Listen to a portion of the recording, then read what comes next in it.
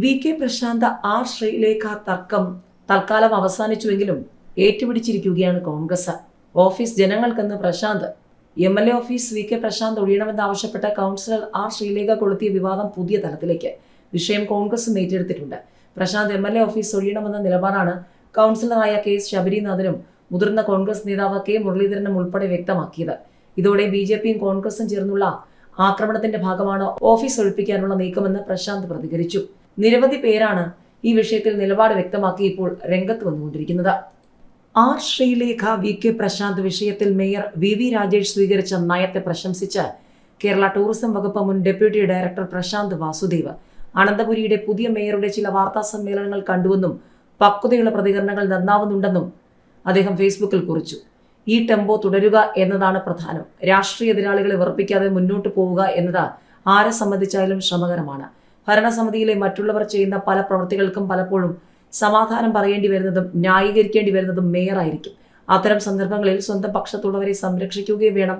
അതേസമയം എതിർപക്ഷത്തുള്ളവരുടെ വെറുപ്പൊന്നാകെ വിളിച്ചു വരുത്തുകയും വരുന്നത്. അവിടെയാണ് രാഷ്ട്രീയ പക്വതയും അനുഭവ സമ്പത്തും പ്രത്യുത്പന്ന മതിത്വവും ഒക്കെ വിഷയങ്ങളാകുന്നത്.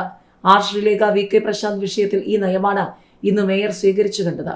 ഇവിടെ ശ്രീലേഖ മേഡത്തിന്റെ രാഷ്ട്രീയ പരിചയക്കുറവ് പ്രതിഫലിക്കുന്നുണ്ട്. ഇതാണ് രാഷ്ട്രീയമെന്ന് മാഡം പഠിച്ചു തുടങ്ങുന്നതേ ഉള്ളൂ. ഇന്നലെ വരെ ഉണ്ടായിരുന്ന അനുജൻ ചേച്ചി ബന്ധങ്ങളൊക്കെ രാഷ്ട്രീയ എതിർപക്ഷത്തേക്ക് പോകുമ്പോൾ പെട്ടെന്ന് അപ്രത്യക്ഷമാകുന്ന ഒന്നാണ് എന്ന് ഇതോടെ അവർക്ക് മനസ്സിലായി കാണണം. അതാണ് രാഷ്ട്രീയം. ആ രാഷ്ട്രീയം വി.കെ. പ്രശാന്തിന് നന്നായി അറിയാം. ഇവിടെ ശ്രീലേഖ മേഡത്തിന് രാഷ്ട്രീയമായ പിഴവ് സംഭവിച്ചു എന്ന് തന്നെ പറയേണ്ടി വരും. കാര്യം ഗൗരവമുള്ളതാക്കാൻ സൈബർ സമൂഹവും മാധ്യമ സമൂഹവും ചുറ്റിലുമുണ്ട്. നിലവിൽ കോർപ്പറേഷന്റെ കെട്ടിടത്തിലെ എം.എൽ.എയുടെ മുറിയുടെ റിസപ്ഷനിലൂടെ കടന്നു വേണം കൗൺസിലറുടെ ചെറിയ മുറിയിലേക്ക് പോകാൻ.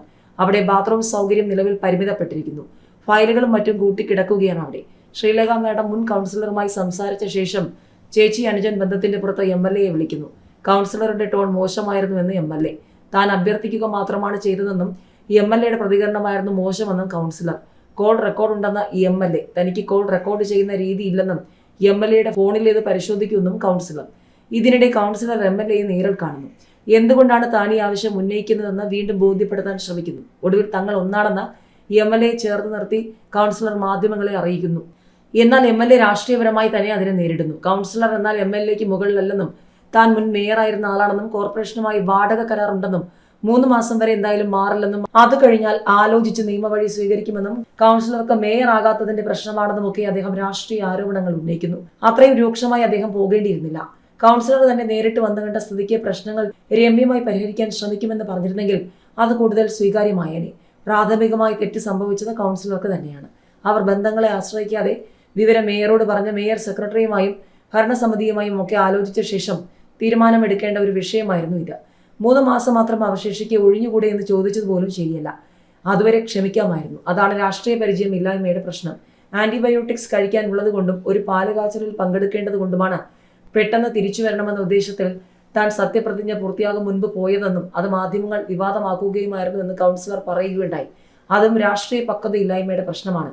പാലുകാച്ചലിനേക്കാൾ പ്രധാനമാണ് സത്യപ്രതിജ്ഞാ ചടങ്ങെന്നും ആന്റിബയോട്ടിക്സ് ആരോടെങ്കിലും പറഞ്ഞ് കോർപ്പറേഷൻ കെട്ടിടത്തിലേക്ക് വരുത്തേണ്ടിയിരുന്നുവെന്നും ഒന്നും ചിന്തിക്കാനുള്ള രാഷ്ട്രീയ പരിചയം കൗൺസിലർക്ക് ഇല്ലാതെ പോയി.